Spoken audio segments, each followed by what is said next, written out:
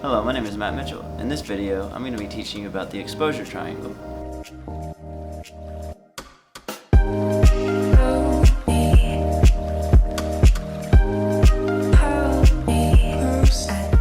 There are three variables that make up the exposure triangle.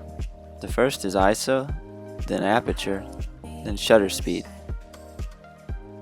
The dotted number line in the center of the exposure triangle represents a light meter. In this image, you see a light meter on the back of a standard SLR. Above the light meter, you'll notice three boxes. The one that says 1/200 is referring to the shutter speed. The one that says f1.4 is referring to the aperture, or f-stop. And the one that says 1250 is referring to the ISO. When the cursor is under the 0 on the light meter, this means that the image is properly exposed based on your camera's metering system. Adjusting any of these three parameters on the exposure triangle will move the cursor over or under 0 on your light meter, causing over or under exposure. Let's go over some examples of exposure adjustments and see how they affect the light meter. First, let's go over aperture. In this exercise, we are going to stop down the aperture, which means making the hole inside the lens smaller, letting in less light.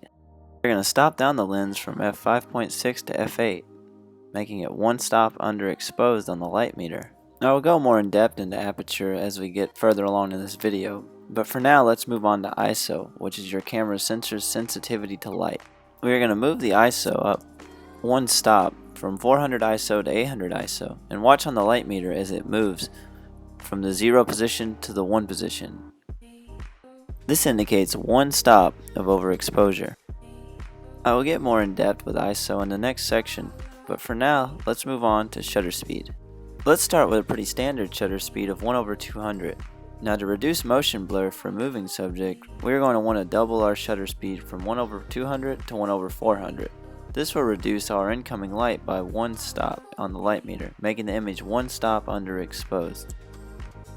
So if you haven't caught on yet, adjusting any of these parameters will either raise or lower the exposure cursor on the light meter.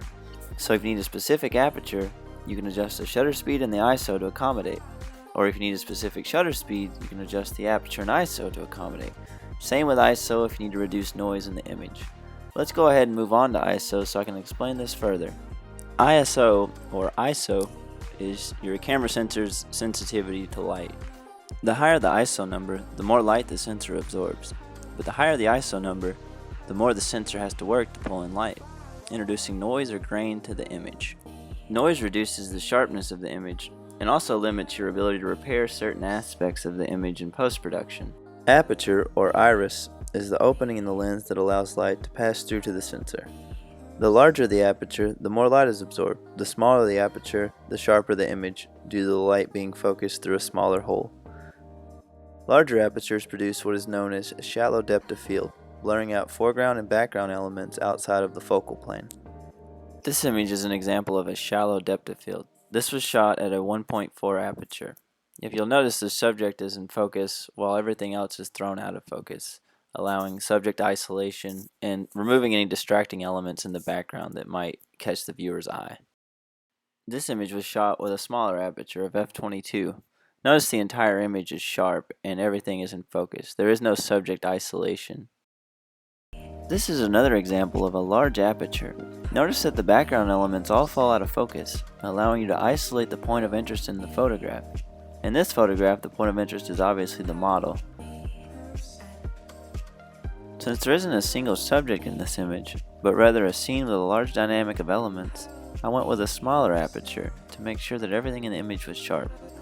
Notice that the lights from the cars are lines of light across the image. This moves us right along to our next and final subject, which is shutter speed. This was taken with a shutter speed of 30 seconds. This is a slow shutter speed, allowing motion blur. This is because the shutter stays open for 30 seconds, exposing the sensor to light the entire time. This image was taken with a fast shutter speed of 1/8000. This means that the shutter only stayed open for 1/8000th of a second, freezing the motion of the bird's wings. Shooting at a slower shutter than this would have caused motion blur in the bird's wings. This is an image where motion blur would be desired. This image is another example of a slow shutter or long exposure. Notice how the train is transparent. This is due to the shutter staying open through the duration of several train cars. The gaps in the train cars briefly expose the buildings and sky behind the train, giving the train a transparent effect. To reiterate, shutter speed is the amount of time that the camera's shutter stays open, allowing light to pass through to the sensor. This crudely illustrated animation demonstrates light passing through the shutter at 1/50, then again at 1/25. 1/25 lets twice as much light in as 1/50 due to the shutter staying open for a longer period of time.